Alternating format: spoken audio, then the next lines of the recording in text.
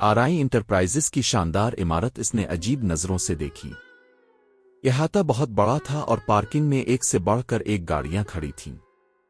ऐसा भी नहीं था कि उनकी तालीम कम थी, अब वो निचले दर्जे के मुलाजिम थे।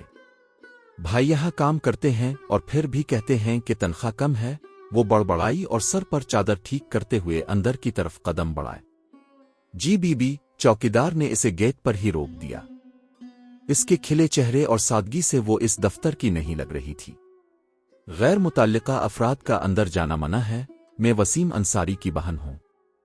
वो यहां मुलाजमत करते हैं, अमल ने बताया। वो कौन सी ब्रांच में?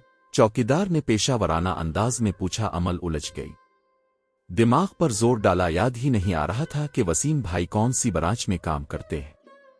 इसके बारे में मैं नहीं जानती, लेकिन मुझे बहुत जरूरी काम है। अंकल प्लीज मुझे अंदर जाने दें। वो मिन्नत समाजत कर रही थी। अच्छा जाएं। वो इजाजत देता हुआ एक तरफ हुआ तो वो भागी भागी अंदर चली गई। इसने उलझे अंदाज में गर्दन घुमाई और सामने लिफ्ट देखकर इस तरफ बढ़ गई, लेकिन बेधियनी में वीआईपी का निशान ना देख सकी और एक 35-40 साल के लगभग उम्र के शख्स के साथ लिफ्ट में सवार हो गई। इसी पिल एक और शख्स अंदर दाखिल हुआ। बीबी किधर चली जा रही है? ये वीआईपी लिफ्ट है। इस शख्स ने अपने साथ खड़े सेक्रेटरी को खामोश रहने का इशारा किया और हाथ बांधकर खड़ा हो गया। सेक्रेटरी फौरन चौंका और कनखियों से अपने बास को देखा। ये इसकी आदत के खिलाफ था। अमल ने उलझे अंदाज में पलटकर उनको देखा। पहली निगाह इस शख्स पर पड़ी जो खामोशी से इसकी तरफ देख रहा था। वो गुड़बड़ा कर दूसरे शख्स की तरफ देखने लगी जो दूसरी तरफ देख रहा था। किस फ्लोर पर जाना है? इसने पूछा। वो दिल ही दिल में खुद पर ताव खा रही थी। ये तो वो जानती ही नहीं थी। सीढ़ियां नहीं दिखे तो लिफ्ट में सवार हो गई। अब क्या जवाब दे? वसीम अंसारी मेरे भाई साहब यहां जॉब करते हैं। जहां वो होते हैं इस फ्लोर पर जाना है। वो शख्स बमुश्किल मुस्कुराहट छुपाए था। इसकी आंखों में दिलचस्पी बढ़ गई थी। अमल को इसकी मुस्कुराहट छुपाता देखकर शर्मिंदगी हुई। मोहतरमा, ये 9 मंजिला इमारत है। यहां वसीम नाम के कम अज कम भी 10 लोग जरूर होंगे। खैर ज़ीशान, क्या वो हमारे वसीम अंसारी HR वाले तो नहीं? इसने अपने सेक्रेटरी से पूछा। ऊ वालिद का नाम? ज़ीशान ने इससे पूछा। ऊ साले ऊ अमल ने बताया। ज़ीशान ने सुनते ही नफी में सर हिलाया, फिर यकदम चौंका। अच्छा, वो रिटेल टैक्स वाले? जी, समझ गया सर, उन्हें 3rd फ्लोर पर जाना है। ओके, 3rd फ्लोर पर हम भी उतरते हैं। एक सरप्राइज विजिट हो जाएगा। वो सर हिलाता हुआ बोला। ज़ीशान ने दूसरी दफा हैरत से अपने बास को देखा, फिर सर हिलाकर रह गया। वो लिफ्ट से उतरती एक दफा फिर मुड़कर इसे देखने लगी। वो यहां का बास था और वो बेधियनी में वीआईपी लिफ्ट में सवार हो चुकी थी। उफ अमल, उफ, टेंशन में तुम्हारा दिमाग काम करना क्यों छोड़ देता है? वो खुद से खफा होती सीधी चलती रही, फिर रिसेप्शन पर रुकी तो रिसेप्शनिस्ट बौखला कर अपनी जगह से उठी। Good morning mister Arsalan. Good morning. वो एक सरसरी निगाह इस पर डालता आगे बढ़ गया। ये मुझे वसीम अंसारी कहाँ मिलेंगे? आगे से लेफ्ट 3rd टेबल। लेकिन 1 मिनट, अभी जनरल डायरेक्टर विजिट पर है। आप वेटिंग एरिया में बैठें, वो कहती हुई जल्दी जल्दी अपने सामने फैले कागजात समेटने लगी। वो सर हिलाते हुए इस तरफ बढ़ गई और शीशे के दरवाजे के साथ बैठ गई। वो कम अज कम 10 मिनट तक इंतजार करती रही, लेकिन भाई ना आए। आज भी इसकी फीस जमा ना हुई तो वो दिल ही दिल में रो पड़ी। आंखें नम होने लगें, तभी जूतों की धमक पर उसने नम आंखों से उठाकर देखा तो इत्तेफाक से इसकी आंखें सियाह चमकती आंखों से मिली। गहरी सियाह आंखें रंग बदलती इसे नजरें झुकाने पर मजबूर कर गईं। वो अपने मुलाजिमों की भीड़ में घिरा इसी तरफ चला आ रहा था। ज़ीशान, उन मोहतरमा का मसला तो हल करवाओ, इसने अपने पर्सनल असिस्टेंट से कहा तो वो बेचारा तीसरी दफा हैरान रह गया। ओके सर, अब वो कहकर सीधा इसकी तरफ चला आया। जी मोहतरमा, मैं आपकी कोई मदद कर सकता हूं? मेरे भाई को बिला दें। ये वो बस इतना ही बोली। ज़ीशान ने रिसेप्शनिस्ट को बिलाकर उसकी मदद करने की हिदायत दी और खुद वहां से चला गया। और ठीक 10 मिनट बाद वसीम अंसारी पार्किंग में इस पर चला रहा था। तुम्हें क्या जरूरत थी मुंह उठाकर मेरे दफ्तर आने की? मैं मर तो ना जाता ना कल? एक तो तुम्हारी यूनिवर्सिटी ने जीना हराम कर रखा है, तो अब क्यों दुकान का किराया दूसरे कामों पर खर्च कर देते हैं, जबकि अबू मेरी तालीम के लिए। बकवास मत करो, وہ اس پر غرا تو وہ دل ہی دل میں کڑ کر رہ گئی، او میں کچھ نہیں جانتی، مجھے فیس چاہیے۔ میں اچھی طرح جانتی ہوں کہ بھابھی نے اب سے میری یونیورسٹی چھوڑوانے کا کہا ہے، لیکن میں اپنی تعلیم نہیں چھوڑ سکتی، وہ سخت مگر دھیمے لہجے میں کہہ رہی تھی۔ یہی تعلیم ہے جو تمہیں یہ سب سکھاتی ہے؟ بدتمیزی بے لحاظ، میں اپنے حق کے لیے کچھ کہوں تو اسے بدتمیزی مت کہیں، وہ ہنوز دھیمے انداز میں کہہ رہی تھی۔ ابھی میرے پاس نہیں ہیں پیسے، جاؤ یہاں سے۔ وہ ہاتھ جھلاتا وہاں سے جانے لگا۔ او بھائی پلیز اب ایسے تو نہ کریں، میں اب سے کوئی فرمائش نہیں کر رہی، کوئی خواہش نہیں کر رہی، نہ میں آپ پر بوجھ ہوں، کم از کم اب میرا حق تو مت چھینی، جو میرا ہے وہ تو مجھے دیں۔ ابو سارے معاملات اپنی زندگی میں طے کر گئے تھے، میرے حق پر ڈاکہ نہ ماری، وہ دکان اور مکان میرے نام ہیں، ان کا کرایہ میری ضروریات پر خرچ ہونا چاہیے، نہ کہ آپ کی بیوی بچوں کی شاہ خرچیوں پر۔ اگر میں یہاں بیچ بازار میں نہ کھڑا ہوتا تو اس جملے پر تمہارے منہ پر ایک زوردار تمانچہ پڑتا۔ وہ آگ بگولا ہو گیا۔ او معذرت کے ساتھ بھائی، مگر میرے پاس آخری راستہ قانون کا بچتا ہے، وہ اب سنجیدگی سے کہتی وہاں سے جانے لگی تو وسیم نے جھٹکے سے اس کا ہاتھ دبوچا۔ یہ میرا ہاتھ چھوڑیں، تمہاری اتنی ہمت عمل، اتنی ہمت، تم مجھ سے اس طرح باتیں کر کے مجھے پولیس کی دھمکی دے رہی ہو؟ وہ کوئی جواب دیے بغیر اپنا ہاتھ چھڑاتی وہاں سے جانے لگی۔ کب سے ضبط کیے آنسو بے اختیار بہنے لگے۔ آہ امی ابو، یہ کیسے نگہبان کے سائے میں چھوڑ گئے آپ لوگ مجھے؟ ابھی تو آپ کو گئے سال بھی نہیں ہوا اور میری زندگی کا تماشا بن گیا۔ یہ وہ دل ہی دل میں روتی اس کمپنی کے احاطے سے نکل گئی، اس بات سے بے خبر کہ آج اس کا یہاں آنا اس کی زندگی کے لیے ایک نیا باب کھول گیا تھا۔ اسے معلوم نہیں تھا کہ اس کی سبز آنکھوں نے ایک دل کے پرخچے اڑا رکھے تھے۔ مڈل کلاس کے علاقے میں تعمیر شدہ یہ گھر اتنا پرانا نہیں تھا، 10-15 سال پہلے کا بنا یہ گھر خوبصورت تھا۔ باہر بوگن ویلیا کی بیلیں ساری بیرونی دیواروں کو ڈھک رہی تھیں۔ وہ بھائی کے دفتر سے سیدھا گھر چلی آئی، سارے راستے اپنے ارمانوں اور حسرتوں کا رونا پیٹ کر وہ سجے چہرے اور خشک آنکھوں لیے اندر داخل ہوئی تو سامنے ہی بھابھی لال بے کا چہرہ لیے شاید اس کی منتظر تھیں۔ یہ صلا دے رہی ہو تم ہمیں ہماری اچھائیوں کا؟ شرم نہیں آئی تمہیں؟ منہ اٹھا کر اسے بے عزت کرنے دفتر چلی گئی۔ وہ اونچی آواز میں اس پر چیخیں، اچھائی؟ کون سی اچھائی؟ یہ گھر جتنا بھائی کا ہے اتنا ہی میرا ہے۔ اچھائی تو میری ماں نے مجھے دی تھی، جو اب کی چالاکیوں پر بھی صبر کر رہی ہوں، اپنے حق کے لیے محتاج ہو کر بھی اب کو سارے زمانے میں رسوا نہیں کر رہی۔ سارا دن تم یونیورسٹی میں گلچھڑے اڑاتی ہو، بھابھی نے طنز کیا۔ گھر کا ایک کام جتنا مجھے کرنا چاہیے اتنا کرتی ہوں۔ اگر آپ کو لگتا ہے کہ اپنی پڑھائی اور آرام سکون برباد کر کے آپ کی خدمتیں کروں، اب کے بچے سنبھالوں، تو میں یہ نہیں کر سکتی، اور پلیز اس وقت میرے منہ نہ لگیں، اور ہاں آئندہ اگر میرے پیسے میری اجازت کے بغیر خرچ کیے تو میں اگلے مہینے جا کر پرچہ کٹوا دوں گی۔ یہ بات اپنے شوہر کو بھی بتا دیجیے گا۔ وہ تلخی سے کہتی اپنے کمرے کی جانب بڑھنے لگی۔ وہ بڑا بھائی تھا، اس کا لحاظ کر لیتی تھی، لیکن ان کے سامنے وہ کیوں دبے جبکہ حق پر ہے؟ وہ دل ہی دل میں کہتی کمرے میں چلی گئی۔ پیچھے رابی بھابھی بری طرح چیخ رہی تھی، اسے برا بھلا کہہ رہی تھی، لیکن وہ کمرہ بند کر چکی تھی۔ اس کے پاس بدتمیزی کا جواب دینے کے لیے وقت نہیں تھا۔ وہ پہلے ہی یونیورسٹی کی فیس کے لیے پریشان تھی، جو اس کے بھائی بھابھی پچھلے 2-3 مہینے سے ہڑپ کر رہے تھے۔ ارسلان آرائی نے اگلے 2 دن میں عمل کی ساری معلومات حاصل کر لی تھی، اور ان 2 دنوں میں ایک پل بھی ایسا نہ تھا کہ وہ سبز آنکھیں اس کے ذہن سے محو ہوئی ہوں۔ وہ اکلوتا بیٹا تھا، ایک شادی پہلے ہوئی مگر چل نہ سکی، جس سے ایک 7 سالہ بیٹا تھا جو اپنی ماں کے ساتھ رہتا تھا۔ ہفتے میں ایک مرتبہ وہ اپنے بیٹے سے ملنے جاتا، اسے بلوا لیتا۔ وہ پچھلے 6 سال سے تنہا رہ رہا تھا۔ اس دوران کئی لڑکیوں سے دوستی رہی، لیکن وہ کسی کو بھی زندگی میں لانے کا فیصلہ نہیں کر سکا تھا۔ اس نے کسی کو کوئی اطلاع نہیں دی اور اگلے روز پوری تیاری کے ساتھ مطلوبہ ایڈریس پر جا پہنچا۔ گیٹ بجنے پر اندر سے وسیم انصاری ہی باہر آیا اور سامنے ارسلان آرائیں کو دیکھ کر سٹپٹا گیا۔ سر اب یہاں میرے غریب خانے پر پلیز آئیے نا، اندر آئیے۔ وہ شیر و شکر ہوتے ہوئے اس کے راستے سے ہٹ گیا تو ارسلان قدم قدم چلتا اندر آیا۔ اس کے انداز میں مضبوطی اور اعتماد تھا۔ وسیم اسے ڈرائنگ روم میں بٹھا کر جانے لگا، تبھی وہ دوپٹہ شانوں پر ڈالے گیلے بالوں کو کھلا چھوڑے شاید چھوٹے سے لان سے واپس آ رہی تھی۔ यूं रास्ता लंबा पड़ता था, पूरा घूम कर आना पड़ता, जबकि ड्राइंग रूम के 2 दरवाजे थे। वो इसी हिस्से से एक दरवाजे में दाखिल होकर दूसरे दरवाजे से निकलकर अपने कमरे के ऐन सामने पहुंच। अस्सलाम अलैकुम। इसे देख अरसलान ने खुद ही सलाम किया। वो जो कमरे में इसे बैठे देख एक पिल को टेटिक थी, सलाम का जवाब देकर जाने लगी। वो इसे जाते हुए देखता रहा, दिल एकदम गुदास पड़ा था। अगले 10 मिनट में उसके सामने लवाजमात का ढेर था। राबी और वसीम उसके सामने पीछे जा रहे थे।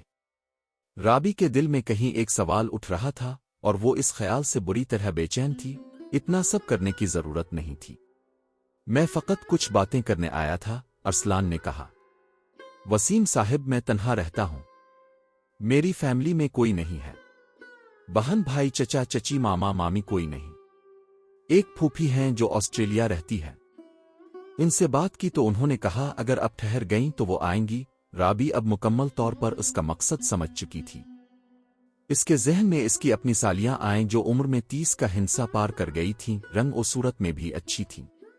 वो जानती थी कि सामने बैठा अमीर शख्स अमल की चांद सी सूरत का दीवाना होकर यहां आया है, लेकिन एक दफा वो इसको हाँ कर दे तो उसकी अपनी सहेलियों की किस्मत ही खिल जाएगी। वैसे भी अमल 25 की थी, जबकि सामने बैठा शख्स 35-36 का तो जरूर होगा। मैं यहां आपकी बहन अमल का हाथ मांगने आया हूं। वसीम का मुंह खुला रह गया। इसे कुछ न समझ आया कि वो क्या जवाब दे। वैसे तो हम खानदानी लोग हैं अरसलान साहिब, और रिश्ते यूं नहीं होते, मगर जैसा कि आप कह रहे हैं कि आप तन्हा रहते हैं तो बात समझने के काबिल है। राबी खुश दिल्ली से कह रही थी, अमल तो अभी पढ़ रही है, लेकिन अगर आप कहीं तो मैं आपके मेरा जोड़ में तलाश करूंगा, आप नहीं। और अगर वो चाहे तो मैं शादी के बाद इसकी तालीम का सिलसिला कायम रखूंगा, मगर मैं इसके लिए यहां आया हूं। आप लोग सोच समझ लें, जो फैसला हो मुझे बता दें। जो रस्म व रिवाज हैं इसके लिए मैं ताउन करने के लिए तैयार हूं। वो कहकर चाय का आखिरी घूंट लेता उठा और एक मिस कॉल दी।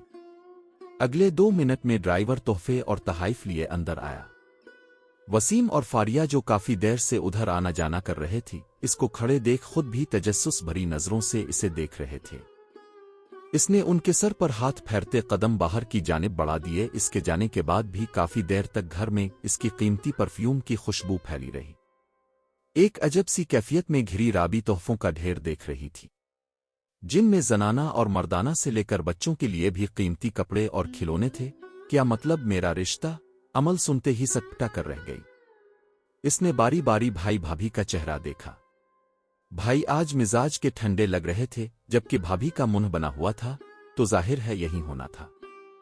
तुम जो उनके दफ्तर जाकर अपने जलवे। राबी मुंह बंद रखो अपना। वसीम ने इसको बुरी तरह झड़क दिया।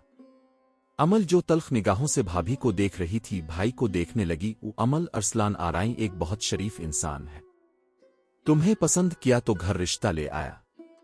इससे बड़ी मिसाल क्या होगी? इसकी नर्म दिल्ली और अच्छाई की गवाही कोई भी दे सकता है। इख्तिलाफात अपनी जगह, तुम मेरी छोटी बहन हो और मैं तुम्हारे हक में कोई गलत फैसला तो नहीं करूंगा ना। वो शादी के बाद तुम्हारी तालीम का सिलसिला जारी रखने पर भी राजी है। ऐसे मौके बार बार तो नहीं आते। देखो तुम अच्छी तरह सोच लो फिर जवाब देना। वो बड़ी नरमी से कह रहे थे। अमल सर हिलाकर वहां से उठ गई, लेकिन दिल ही दिल में उलझन का शिकार थी। ये क्या हुआ? अचानक शादी? इसने तो शादी के हवाले से अभी तक कुछ नहीं सोचा था। वो किचन में आकर अपने काम करने लगी, लेकिन ज़हन इसी पर टका रहा। इसी शाम उसकी दोनों पे विपौहे और खालाओं के भी फोन आ गए। वो इस रिश्ते पर हाँ करने का मशवरा दे रही थी। बकौल उनके ये इसके लिए खुश नसीबी थी कि इतना बड़ा आदमी इससे शादी करना चाहता है, लेकिन इसके लिए पैसा और खूबसूरती सब कुछ नहीं था। फिर वो तो इस शख्स के हवाले से कुछ जानती भी नहीं थी। पहली मुलाकात में इसकी अच्छाई का तासुर ज़हन में उभरा जरूर, लेकिन अब उसकी वजह भी सामने आ गई थी। जो शख्स एक दफा देखने पर शादी का फैसला कर ले, क्या गारंटी है कि वो किसी और को देखकर इस पर फिदा नहीं होगा, दूसरी शादी का फैसला नहीं करेगा।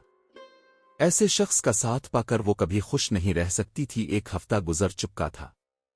वसीम हर खाने पर इससे जवाब मांगता और वो सोचने का कहकर टाल रही थी। वसीम इसकी बेवकूफ़ी पर ताव खाता रह जाता। भला आजकल की लड़कियों को और चाहिए क्या? इतने दौलतमंद आदमी का साथ ठुकराना चाहती है। اس کی بدولت تو وہ آخرکار ایک شاہانہ زندگی کے خواب دیکھنے لگے تھے۔ اگر یونیورسٹی میں کہیں کسی کے ساتھ چکر ہے تو بتا دو۔ بھابھی نے طنز کیا تو وہ تلخ ہو کر مسکرائی۔ اب اپنے یونیورسٹی میں اپنا رشتہ طے کر لیا تھا تو اس کا یہ مطلب نہیں کہ میں بھی ایسا ہی کروں۔ میرے پاس پڑھائی کے بعد ان کاموں کے لیے وقت نہیں بچتا، وہ سنجیدگی سے کہہ رہی تھی۔ رابی کے تو تلواہے پر لگی اور سر پر بجھی، بری طرح چیخ پڑی، یہ زبان درازی اور بدتمیزی کی وجہ سے دل چاہتا ہے تم سے بات ہی نہ کروں تو کیوں کرتی ہیں؟ وہ تلخ ہوئی، بس میں کھانے کی ٹیبل پر یہ بکواس باتیں نہیں کرنا چاہتا، بس بہت ہوا۔ عمل ہم تمہارے بڑے ہیں اور تمہارے لیے بہترین فیصلہ ہی کریں گے۔ میں ارسلان کو کل بلوا رہا ہوں، لیکن میری مرضی، تم سمجھ ہی جاؤ گی کہ یہ فیصلہ درست تھا۔ وہ جا چپکا تھا۔ رابی بھی ایک سلگتی نگاہ اس پر ڈالتی خود بھی شوہر کے پیچھے گئی۔ وہ بے بس تھی، وہیں بیٹھی رہ گئی۔ پھر اچانک خیال آتے اس نے اپنی بڑی پھوپھی کو فون ملایا۔ اگلے 5 منٹ بات کرتے وہ سرخ چہرہ لیے واپس کمرے کی جانب جا رہی تھی۔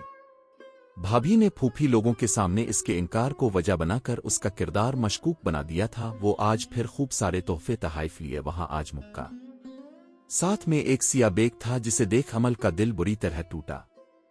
اسے جب پتہ چلا کہ وہ رشتہ طے کرنے آ گیا ہے تو وہ خود ہی اس سے بات کرنے ڈرائنگ روم میں چلی آئی۔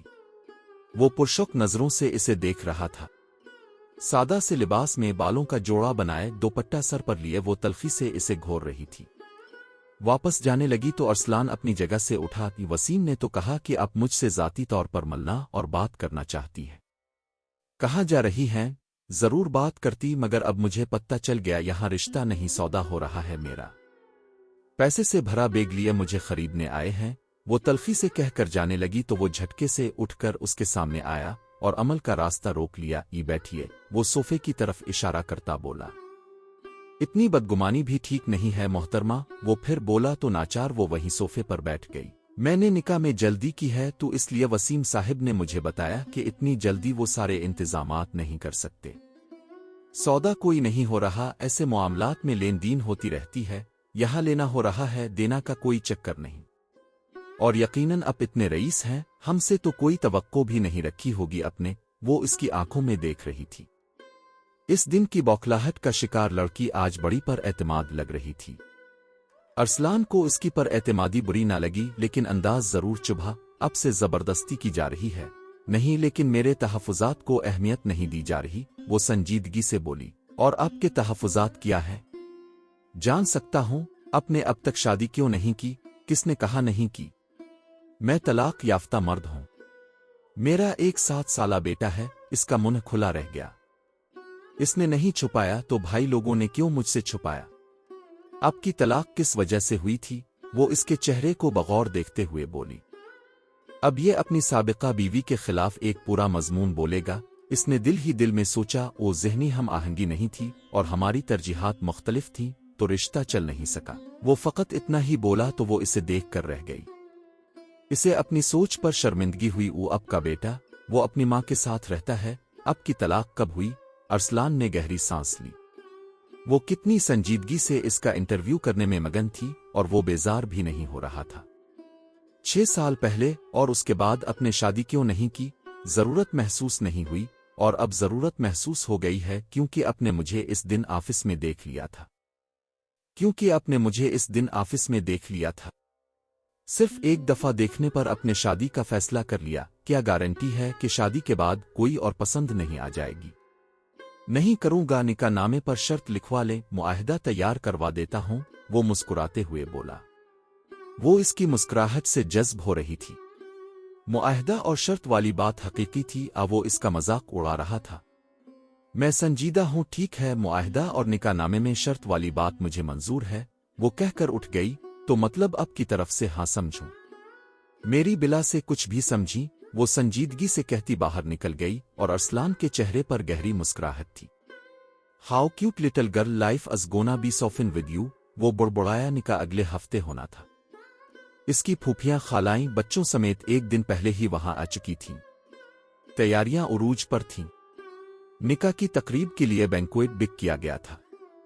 ارسلان کی طرف سے فقط کچھ ہی لوگوں کو آنا تھا، چند قریبی لوگ اور اس کی پھوپھی جو آسٹریلیا سے اس کے نکاح میں شرکت کے لیے آ رہی تھی۔ ہر ایک چیز اعلیٰ سے اعلیٰ تھی۔ نکاح کے دن مہنگے پارلر سے تیار ہوئی تھی۔ خوبصورت رنگ اور روپ پر عروسی رنگ چڑھا تو ہر دیکھنے والا دنگ رہ گیا۔ خود ارسلان آرائیں بھی اپنی ہونے والی دلہن کو دیکھ کر بے اختیار دل ہی دل میں خدا کا شکر ادا کرنے لگا۔ نکاح کے وقت ماں باپ کو یاد کرتے عمل کی آنکھوں میں آنسوؤں کی جھڑی لگ گئی۔ وہ کافی دیر روتی رہی۔ نکاح کے بعد ان کو ساتھ بٹھایا گیا۔ ان کی جوڑی خوبصورت لگ رہی تھی، سب تعریف کر رہے تھے، جبکہ عمل نے اب تک سر اٹھا کر بھی ارسلان کی طرف نہیں دیکھا تھا۔ جھجک تھی یا کچھ اور؟ وہ سکڑ سمٹی سی بیٹھی تھی۔ بہت خوبصورت لگ رہی ہیں میری دلہن، ارسلان نے ذرا سا جھک کر اس کے کان میں سرگوشی کی تو اس نے بے اختیار سر اٹھایا۔ آنکھیں ملے۔ جیل سے سیٹ ہوئے بال، میرون اور سفید امتزاج کا قیمتی سوٹ پہنے وہ خود بھی کسی شہزادے سے کم نہیں لگ رہا تھا۔ کم از کم شکریہ ہی کہہ دے بندہ۔ وہ پھر سرگوشی کر گیا تو وہ ہچکچا شکریہ دھیمے لہجے میں کہتی وہ پھر سامنے دیکھنے لگی۔ رخصتی کا وقت قریب آیا تو وہ روایتی رونا دھونا کہیں بھی نہیں تھا۔ وہ چہرے پر دھیمی مسکراہٹ لیے سب سے مل کر ارسلان کے ہمراہ گاڑی میں جا بیٹھی۔ وہاں ایسا کوئی نہ تھا جس کے بچھڑنے کا اسے دکھ ہو۔ ارسلان نے اسے نارمل دیکھ کر خوشی محسوس کی۔ وہ واقعی بہت خوش لگ رہا تھا۔ یو گاٹ الف نائس چوائس برو۔ اس کے کزن اس کی پسند کو سراہتے برملا اس کی خوبصورتی کی تعریف کر رہے تھے۔ وہ مسکرا کر تعریف وصول کرتا رہا۔ گھر پہنچتے ہی اس نے فقط سرسری نگاہ اس فلک بوس عمارت کو دیکھا۔ ارسلان اس کا ہاتھ تھامے اسے اپنے ساتھ اندر لایا۔ کچھ دیر لیونگ ایریا میں بیٹھنے کے بعد خود ہی ہاتھ پکڑے کمرے میں لے آیا۔ روایتی شادی کی رسموں جیسا کچھ بھی نہ تھا۔ اس نے شکر ادا کیا۔ اتنا بھاری لباس، زیورات، وہ خود بھی تھکن محسوس کر رہی تھی۔ One of the best days of my life, thanks for coming. وہ شاندار انداز میں سینے پر ہاتھ رکھ کر بولا تو وہ بے اختیار مسکرانے لگی۔ پھر جلد ہی مسکراہٹ پر قابو پایا۔ یہ مسکراتی رہا کریں، اچھی لگتی ہیں۔ شکریہ شکریہ آپ کا بھی، بغیر بولے شکریہ کہنے کا۔ خیر اب آرام دہ ہو سکتی ہے۔ آپ کو کوئی مدد چاہیے؟ اس نے اس کے بھاری جوڑے اور زیورات کی طرف اشارہ کیا۔ اس کی قربت اسے گھبرانے پر مجبور کر رہی تھی۔ اس کے انداز پر مزید حیران ہونے لگی۔ او نہیں میں کر لوں گی، اوکے میں فریش ہو جاتا ہوں، وہ کہتا ہوا ڈریسنگ روم کی طرف بڑھ گیا۔ اس نے گہری سانسیں لیتے تھمی ہوئی سانسوں کو بحال کیا۔ میں اتنی کنفیوز کیوں ہو رہی ہوں؟ وہ بڑبڑاتے ہوئے اپنے دوپٹے کی پنیں اتارنے لگی۔ سائڈ ٹیبل اور درمیانی میز خوبصورت قیمتی پھولوں سے سجی تھی۔ اس نے پھولوں کی خوشبو کو اندر اتار کر خود کو سنبھالنا چاہا۔ عمل اور ارسلان کے درمیان وہ کشمکش ایک نئے باب کا آغاز تھی۔ ارسلان نے ہنستے ہوئے عمل کو بتایا کہ وہ کس طرح اپنی دوست افرا کے ساتھ بچپن کی شرارتیں یاد کر رہے تھے اور کیسے ان کی بے تکلفی عمل کو غلط فہمی میں مبتلا کر گئی۔ اس نے عمل کی بیجا غیرت کو محسوس کیا، مگر اسے یہ احساس بہت اچھا لگا کہ عمل اس کی اتنی پرواہ کرتی ہے۔ وہ جانتا تھا کہ عمل کے دل میں ایک مضبوط رشتہ پروان چڑھ چکا ہے جو وہ ابھی تسلیم کرنے سے ڈر رہی ہے۔ نہیں مجھے یاد ہے عمل جان، ارسلان نے اپنی بات جاری رکھی، اس میں کہیں نہیں لکھا کہ میں کسی کے حسن پر قصیدہ نہیں پڑھ سکتا، لیکن اس میں یہ ضرور لکھا ہے کہ میں اپنی بیوی کے علاوہ کسی اور سے شادی نہیں کر سکتا۔ وہ عمل کی آنکھوں میں نمی کی جگہ ایک نئی چمک ابھری۔ اس کی تلخی محبت کی مٹھاس میں بدل گئی اور اس نے ارسلان کو خاموش کرانے کے لیے اپنے ہونٹ اس کے رخسار پر رکھ دیے۔ یہ پہلا بوسہ تھا جو ان دونوں کے درمیان نہ صرف محبت کا اعتراف تھا بلکہ ایک مضبوط رشتے کی بنیاد بھی تھا۔ آنے والے دنوں میں عمل نے اپنی پڑھائی جاری رکھی اور ارسلان نے ہر قدم پر اس کی حوصلہ افزائی کی۔ اس نے اپنے بھائی وسیم اور بھابھی رابی کے ساتھ بھی اپنے تعلقات سدھار لیے کیونکہ اب اس کے پاس ارسلان جیسی مضبوط ڈھال تھی۔ وہ اپنے والدین کے خوابوں کو پورا کرنے کے لیے آگے بڑھتی رہی اور ارسلان کے ساتھ اس کا رشتہ وقت کے ساتھ اور بھی گہرا ہوتا گیا۔ ان کی زندگی میں فریحہ جیسے بے شمار لوگ آئے لیکن عمل کو کبھی کوئی شک نہیں ہوا۔ اس نے جان لیا تھا کہ سچے رشتے صرف خوبصورتی پر نہیں بلکہ اعتماد، سمجھداری اور باہمی احترام پر مبنی ہوتے ہیں، اور اس کے پاس یہ سب کچھ تھا۔ ان کا بیٹا بھی ان کی زندگی میں خوشیوں کی مزید وجہ بن گیا۔ عمل نے اپنے ماں باپ کا گھر صرف نام سے ہی نہیں بلکہ دل سے بھی اپنا لیا تھا۔ اس گھر میں اب صرف سکون، محبت اور اعتماد کی ہی بات ہوتی تھی۔ ارسلان کے ساتھ اس کی زندگی کسی پریوں کی کہانی سے کم نہیں تھی، ایک ایسی کہانی جس میں حقیقی محبت اور خوشیاں موجود تھیں۔